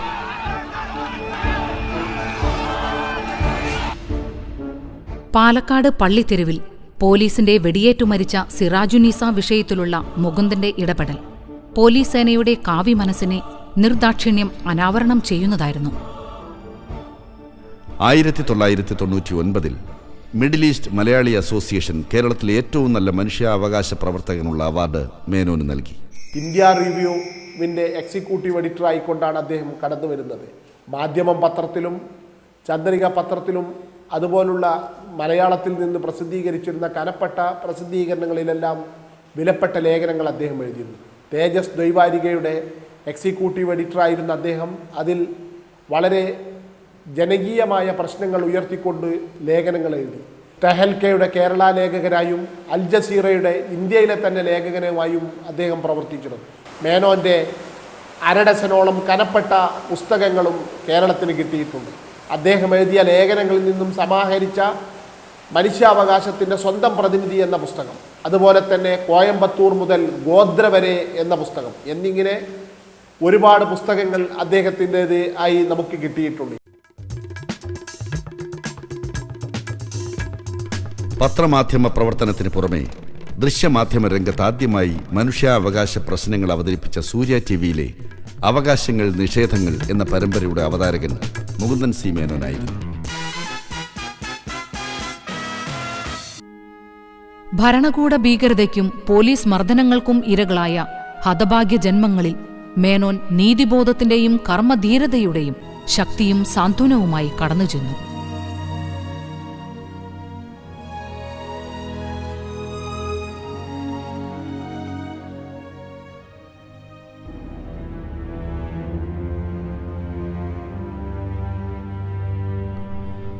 ഗുജറാത്ത് സർക്കാർ വ്യാജ ഏറ്റുമുട്ടലിലൂടെ കൊലപ്പെടുത്തിയ പ്രാണേഷ് കുമാർ എന്ന ജാവേദിന്റെ പിതാവ് പീഡനപർവങ്ങളിൽ തനിക്ക് കൂട്ടും കരുത്തും പകർന്ന മുകുന്ദൻ സി മേനോനെക്കുറിച്ച് പറയുന്നു. ജ്യേഷ്ഠത്തിലെ കുഞ്ഞിൻ്റെ എന്തോ ഒരു സുന്നത്ത് കല്യാണം ഇതുണ്ടായിരുന്നു. ആ ഫംഗ്ഷനിലോ പങ്കെടുത്തിട്ട് അങ്ങ് പൂനായിക്ക് പോകാമെന്ന് പറഞ്ഞിട്ട് അവർ ചേട്ടത്തിലെ വീട്ടിൽ ഇരുന്ന് ഭക്ഷണം കഴിച്ചുകൊണ്ടിരിക്കുമ്പോൾ ഒരു ഫോൺ വന്ന് അത്യാവശ്യമായിട്ട് ബോംബെ വരെ ചെല്ലണമെന്ന് പറഞ്ഞിട്ട് അവിടുന്ന് രാത്രി തന്നെ വരില്ലേ, വെളുപ്പിനെ വരും. പിറ്റേ ദിവസം കുട്ടിയെ TC വാങ്ങിച്ച് കയ്യിലിരിപ്പുണ്ട്, കുട്ടിയെ സ്കൂളിൽ ചേർക്കാനാണ്, അന്ന് തന്നെ വരുമെന്നും പറഞ്ഞ് പോയ കക്ഷിയെ വഴി ഇന്ന് പോലീസ് കിഡ്നാപ്പ് ചെയ്തതായിട്ടാണ് അറിയുന്നത്. കിഡ്നാപ്പ് ചെയ്ത് ഗുജറാത്തിൽ കൊണ്ടുപോയി അവിടെ വെച്ച് വെടിവെച്ച് കൊന്ന്. അതിനെ തുടർന്ന് ഞാൻ മാനസികമായി വലിയ സംഘർഷത്തിലായിരുന്നു. എന്നെ ആശ്വസിപ്പിക്കാൻ മേനോൻ സാറ് ഇവിടെ എന്നെ തിരക്കി, വീട് തിരക്കി, അഡ്രസ്സ് തിരക്കി, ഈ വീട്ടിൽ വന്ന് ഒരു 1-2 മണിക്കൂറോളം ഇരുന്ന് സംസാരിച്ച് കൂട്ടുകാരുമൊത്ത് പോയി എന്തെങ്കിലും പ്രോബ്ലം ഉണ്ടേ അറിയിക്കണമെന്ന് പറഞ്ഞ് ഫോൺ നമ്പറും തന്ന് വളരെ കാര്യമായി അപ്പോഴപ്പോഴുള്ള കാര്യങ്ങൾ ഇങ്ങോട്ട് വിളിച്ച് ചോദിച്ചും ഇരുന്നുകൊണ്ടിരുന്നു. അങ്ങനെ കൊന്നത് സംബന്ധിച്ച് അവിടുത്തെ ഒരു മജിസ്ട്രേറ്റ് എനിക്ക് സമൻസ് അയച്ചു. അത്യാവശ്യമായിട്ടാണ് ഞാൻ ബൈപ്പാസ് ഓപ്പറേഷൻ കഴിഞ്ഞ് ബുദ്ധിമുട്ടിലിരിക്കുന്ന ഒരു സമയമായിരുന്നു. എന്നിട്ടും അദ്ദേഹം അഡ്വൈസ് ചെയ്തു, ഇത് പോട്ട അനുസരിച്ചുള്ള ഒരു വാറണ്ടാണ്, പോയിരിക്കണം, എങ്ങനെങ്കിലും പോകണമെന്ന് പറഞ്ഞ് പിന്നെ ഞാൻ ട്രെയിനിന് ടിക്കറ്റ് ബുക്ക് ചെയ്ത് അഹമ്മദാബാദിൽ പോയി. എനിക്ക് അതിന് വേണ്ടുന്ന സഹായങ്ങളെല്ലാം മേനോൻ സാറാണ് ചെയ്തിട്ടുള്ളത്. ഗുജറാത്ത് ഹൈക്കോടതിയിലെ സീനിയർ അഡ്വക്കേറ്റ് മുകുൾ സിൻഹ അദ്ദേഹം നേരിട്ട് വിളിച്ച് പറഞ്ഞു, ഗോപിനാഥൻ പിള്ളയ്ക്ക് വേണ്ടുന്ന സഹായങ്ങളെല്ലാം ചെയ്യണം. ഒരു കറുത്ത രാത്രിയുടെ ഓർമ്മയിൽ ഡോക്ടർ രാധാമണി ഇന്നും ചകിതയാണ്. അകാരണവും അതിനിഷ്ഠൂരവുമായ പോലീസ് പീഡനത്തിൽ അവർക്ക് തന്റെ പ്രിയ ഭർത്താവിനെയാണ് നഷ്ടമായത്. നീതിയും നിയമവും ലംഘിക്കുന്ന നിയമപാലകർക്കും ഭരണകൂട സംവിധാനങ്ങൾക്കുമെതിരിൽ ശക്തമായ താക്കീതിന്റെ സ്വരമായി ഇവിടെയും മേനോന്റെ സാന്നിധ്യമുണ്ടായിരുന്നു. 1998 ആഗസ്റ്റ് 8-ാം തീയതി രാത്രി 10 മണിക്ക് ആ സമയത്ത് പോലീസുകാർ വീട്ടിൽ കയറി, അതിക്രമിച്ച് കയറി വീട്ടിൽ കയറി ഞങ്ങളെ, അമ്മയും മക്കളെ ഉപദ്രവിക്കുകയും പിന്നെ ഹസ്ബൻഡിനെ പിടിച്ചുകൊണ്ട് പോയി. ഞങ്ങൾ രാത്രി 2 മണിയായപ്പോഴാണ് ഹസ്ബൻഡ് മരിച്ച വിവരം, പോലീസ് മർദ്ദനം മൂലം മരിച്ച വിവരം ഞങ്ങൾ അറിയുന്നത്. മനുഷ്യാവകാശ കമ്മീഷൻ ഇതിൻ്റെ ഇടയിൽ സ്വമേധയെ ഇടപെട്ട് അന്നാണ് മുകുന്ദൻ സി മേനോൻ സാർ ഇതിനകത്ത് ഇടപെടുകയും ഇതിൻ്റെ കാര്യങ്ങളെക്കുറിച്ച് ഞങ്ങളെ ബോധവാന്മാരാക്കുകയും ചെയ്തത്. അതിനെ തുടർന്ന് ഞങ്ങൾ പല കാര്യങ്ങളും ഇതിന് വേണ്ടിയിട്ട് ചെയ്തു. പിന്നെ പലർക്കും, അതായത് ചീഫ് ജഡ്ജിസ്റ്റ്, റിട്ടയർഡ് ചീഫ് ജഡ്ജിസ്റ്റ് കൃഷ്ണയ്യർ സാറും മുകുന്ദൻ സി മേനോൻ സാറും കൂടെ ഇതിന് വേണ്ടിയിട്ട് ഈ കേസ് പുറത്ത് കൊണ്ടുവരാൻ വേണ്ടി പല കാര്യങ്ങളും ഞങ്ങൾക്ക് ചെയ്തു തരും. അതൊന്നും നമുക്ക് മറക്കാനാവാത്തതാണ്.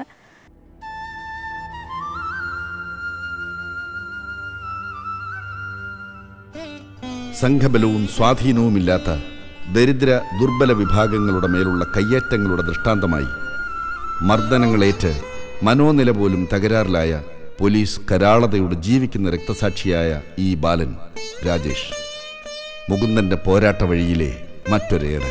14-ാമത്തെ വയസ്സിലാണ് ഈ സംഭവം നടക്കുന്നത്.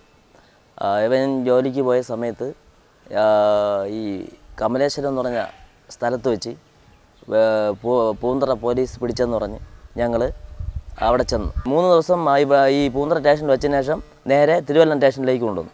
അവിടെയും ചെന്ന് ഞങ്ങൾ സംസാരിച്ചിട്ട് ഒത്തീർപ്പാക്കാനായിട്ട് പോയിട്ട് ഇദ്ദേഹം വിടത്തില്ല. പിന്നെ ഞങ്ങൾ പിറ്റേ ദിവസം ആയപ്പോഴത്തേക്ക് കോടതിയിൽ കൊണ്ടുവന്നവർ ഹാജരാക്കി. അവിടെ നിന്ന് പിന്നെ മെഡിക്കൽ കോളേജ് ആശുപത്രിയിൽ ഞങ്ങൾ അഡ്മിറ്റ് ചെയ്ത്, ജനലാശുപത്രി കൊണ്ടുപോയി അഡ്മിറ്റ് ചെയ്ത് അവിടെ നിന്ന് പിന്നെ മെഡിക്കൽ കോളേജിൽ കൊണ്ടുപോയി അവിടെ നിന്നും പിന്നെ ഇവനെ ആയുർവേദ കോളേജ് ആശുപത്രിയിൽ 3 ആശുപത്രിയിൽ ഇങ്ങനെ ട്രീറ്റ്മെൻറ്റ് ചെയ്യേണ്ടി വന്നു. അപ്പോൾ അന്ന് നടുവേദന ശരീരവേദനയാണ്. ഇപ്പോഴും ഒരു മാനസിക അസ്വസ്ഥതയുണ്ട്. പെട്ടെന്ന് നമ്മളോടൊന്നും തുറന്ന് സംസാരിക്കുകയില്ല, ഒരു പേടിയാണ്. മേനോൻ സാറ് ആശുപത്രിയിൽ വന്ന് കണ്ടിട്ട് ഈ ബാലനാടത്തുള്ളൊരു വക്കീലുണ്ട്, പിന്നെ അല്ലാതെ കമലേശ്വരത്തുള്ളൊരു സാറുണ്ട്, ഇവരെല്ലാം കൂടെ ചേർന്നാണ് ഈ കേസ് മുമ്പോട്ട് എടുത്തത്. പിന്നെ ഞങ്ങൾക്ക് വേണ്ട സഹായങ്ങളും എല്ലാറ്റിനും ഈ മേനോൻ സാറ് എപ്പോഴും ഞങ്ങളെ കൂടെ ഉണ്ടായിരുന്നു. അപ്പോൾ മേനോൻ സാറാണ് ഞങ്ങളെല്ലാം വിളിച്ചറിയിച്ചുകൊണ്ടിരിക്കുന്നത് കാര്യങ്ങളെല്ലാം. അതിനുശേഷം ഡൽഹിയിൽ ഞങ്ങളെ ഇവരെ അമ്മയും അനിയനെയും കൂടെ കൊണ്ടുപോയി തെളിവെടുപ്പെല്ലാം നടത്തി ഒരുപാട് സ്ഥലങ്ങളിൽ ഇവരെ വിളിച്ച് അന്വേഷണങ്ങളൊക്കെ ചെയ്തിട്ടുണ്ട്.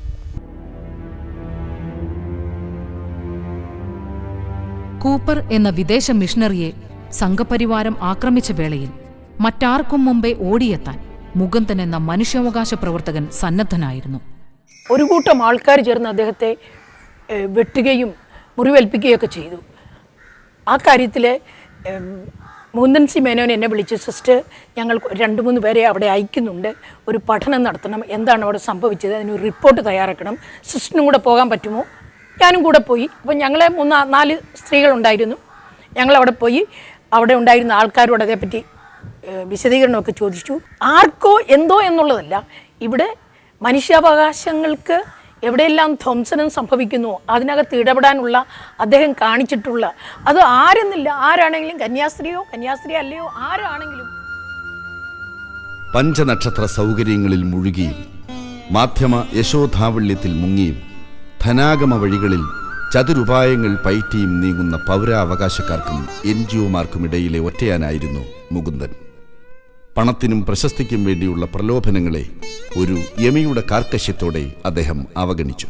അദ്ദേഹത്തിൻ്റെ മുസ്ലിം തീവ്രവാദികളുടെ ഏജൻ്റായിട്ട് അദ്ദേഹം ചിത്രീകരിക്കപ്പെട്ടു. സംഘപരിവാറിൻ്റെ ഭാഗത്തു നിന്ന് അങ്ങനത്തെ ആരോപണമാണ് ഉണ്ടായിരുന്നത്. ഒരിക്കലും ഒരു BJP നേതാവ് പ്രസംഗിക്കുമ്പോൾ അദ്ദേഹം ആഴ്ചയിൽ കാറ് മാറി ഉപയോഗിക്കുന്ന ആളാണെന്നൊരു പരാമർശം നിർഭാഗ്യവശാൽ ചില മുസ്ലിങ്ങളും ഇത് ഏറ്റുപിടിക്കുകയുണ്ടായിട്ടുണ്ട്. മരിക്കുമ്പോൾ പോലും ഒരു ബാങ്ക് അക്കൗണ്ടോ അദ്ദേഹത്തിൻ്റെ വ്യക്തിപരമായ പേരിലോ അല്ലെങ്കിൽ സംഘടനയുടെ പേരിലോ അദ്ദേഹം പ്രതിദാനം ചെയ്ത സംഘടനയുടെ പേരിലോ ഒരു ബാങ്ക് അക്കൗണ്ടോ അതിനൊരു ബാലൻസോ ഒന്നും അവശേഷിപ്പിക്കാതെയാണ് അദ്ദേഹം നമ്മെ വിട്ടു പിരിഞ്ഞു പോയിട്ടുള്ളത്. സ്വന്തമായിട്ടൊരു വീട് പോലും അദ്ദേഹത്തിന് ഉണ്ടായിരുന്നില്ല. അദ്ദേഹത്തോട് ഞാൻ ചോദിച്ചു, മേനോൻ വ്യക്തിപരമായ ഒരു സംഗതി ഞാൻ ചോദിക്കുന്നതിൽ വിരോധം ഉണ്ടാവില്ലെങ്കിൽ ഞാൻ ചോദിക്കട്ടെ, മേനോൻ്റെ സാമ്പത്തിക സ്ഥിതി എന്താണ്, എങ്ങനെയാണ് ജീവിക്കുന്നത് എന്ന് ഞാൻ ചോദിച്ചിരിക്കൽ. അപ്പോൾ അദ്ദേഹം എന്നോട് പറഞ്ഞു, എനിക്ക് വലിയ ചിലവുകളൊന്നുമില്ല, വീടിന് വാടക കൊടുക്കണ്ട, അതൊക്കെ അങ്ങനെ ഒത്തുപോയിക്കൊള്ളും. പക്ഷേ എനിക്കിപ്പോൾ എൻ്റെ ഏറ്റവും പുതിയ പാൻറ്റാണ് ഞാനിപ്പോൾ ധരിച്ചിട്ടുള്ളത്. ആ പാൻറ്റ് എൻ്റെ അടിയിൽ ഭാഗം പിന്നെ കുറേ ഭാഗങ്ങൾ നൂലൊക്കെ പിന്നി കീറിയിട്ടുണ്ടായിരുന്നു. ഞാൻ ശ്രദ്ധിച്ചു. എൻ്റെ ഏറ്റവും പുതിയ പാൻറ്റാണ് ധരിച്ചിട്ടുള്ളത്.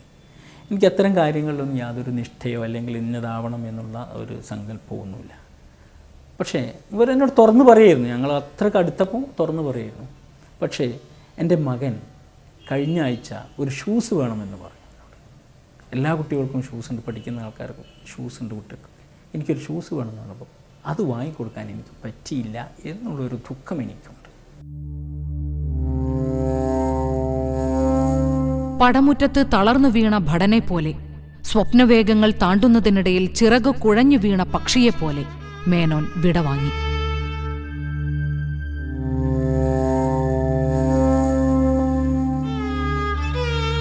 ഒരവധൂതന്റെ ആത്മവത്തയോടെ, യോദ്ധാവിന്റെ സ്ഥൈര്യത്തോടെ രാപ്പകലുകളെ ദീപ്തമാക്കിയ കർമ്മപ്രഭ മൃതിസാഗരം പൂകി.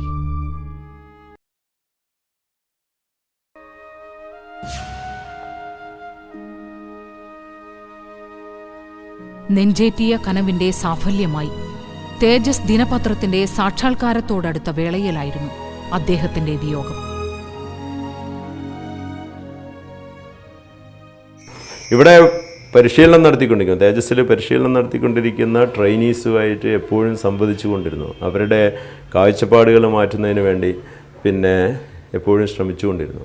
അങ്ങനെ ശ്രമിക്കുന്നതിൻ്റെ ഇടയിലാണ് അദ്ദേഹം പെട്ടെന്ന് വളരെ ശക്തമായൊരു ഹൃദയാഘാതം വന്നിട്ട് തളർന്നു വീഴുന്നത്. എൻ്റെ അടുത്തുനിന്ന് സംസാരിച്ച് 5 മിനിറ്റ് കഴിഞ്ഞിട്ടുള്ള, അതിന് മുമ്പ് പോയി വേറൊരാൾ അപ്പോൾ ഇവിടെ ഒരു ക്ലാസ് എടുത്തുകൊണ്ടിരിക്കുന്നുണ്ട്, അയാളെ ക്ലാസ് ശ്രദ്ധിക്കുന്നതിനിടയിലാണ് അദ്ദേഹം ബോധരഹിതനായിത്തീരുന്നത്. പിന്നെ അപ്പോൾ ഇതിൻ്റെ ഈ വിയോഗത്തിൻ്റെ ഒരു പശ്ചാത്തലം ഞാൻ പറഞ്ഞത്, അദ്ദേഹം ഒരു പത്രപ്രവർത്തകൻ മരിക്കേണ്ടത് ഏതായിരുന്നാലും പത്രപ്രവർത്തനവുമായിട്ട് വളരെ സജീവമായി ബന്ധപ്പെട്ടുകൊണ്ടിരിക്കുന്ന ഒരു സമയത്തായിരിക്കും ഒരു പത്രപ്രവർത്തകന് മരിക്കാൻ കഴിയുന്ന ഏറ്റവും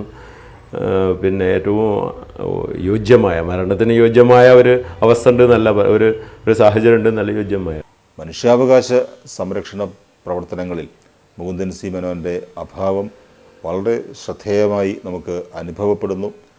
ആത്മാർത്ഥതയുള്ള, സത്യസന്ധതയുള്ള, കാപട്യമില്ലാത്ത, മറ്റാരുടെയെങ്കിലും നിയന്ത്രണത്തിനോ നിബന്ധനകൾക്കോ വിധേയമായി പ്രവർത്തിക്കുന്നില്ല എന്ന് നമുക്ക് പരിപൂർണമായും ഉറപ്പുള്ള ഒരു നല്ല മനുഷ്യൻ, നല്ല മനുഷ്യാവകാശ പ്രവർത്തകൻ ആയിരുന്നു മുകുന്ദൻ സി മേനോൻ.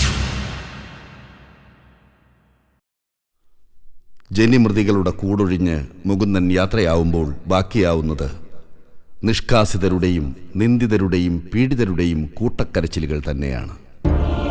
കുടിയൊഴിപ്പിക്കപ്പെട്ട കർഷകരും മുറിവേറ്റ സ്ത്രീത്വവും മർദ്ദിതരായ ആദിവാസി അധസ്ഥിത ജനതയും തങ്ങളെ ഗ്രസിച്ച ഇരുളിലും ശൂന്യതയിലും പകച്ചു നിൽക്കെ വിമോചന സ്വപ്നങ്ങളുടെ വീണ്ടെടുപ്പിന് പുതിയ പോരാളികൾക്കായി അടിമകുലം കാത്തുനിൽക്കുകയാണ്. അടിമകളുടെ നെടുവീർപ്പുകൾ സംഘഗീതികളായി ഉയരുന്ന വെളിച്ചത്തിന്റെ വിഭാതത്തിന്. പിരിയുവാൻ എന്നിലൊറ്റയ്ക്കു പാതകൾ പണിതു നീ യാത്ര ചൊല്ലിപ്പിരിഞ്ഞുപോയി. ഒരു കൊടുങ്കാറ്റുറക്കി നീ എരിയുന്ന ചിത കരിമ്പുക ചുരുളുണർത്തിയിടുന്ന പഴയ തീരത്തിരുന്നു ഞാൻ കാണുന്ന കനവിൽ നീ പുഞ്ചിരിക്കുന്നു പിന്നെയും.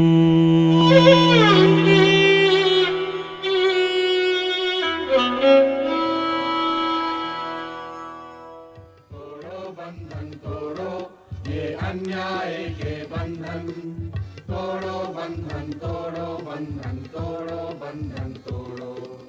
हम क्या जाने भारत में भी आया अपना राज, ओ भैया आया अपना राज। आज भी हम भूखे नंगे हैं, आज भी हम मोहताज, ओ भैया।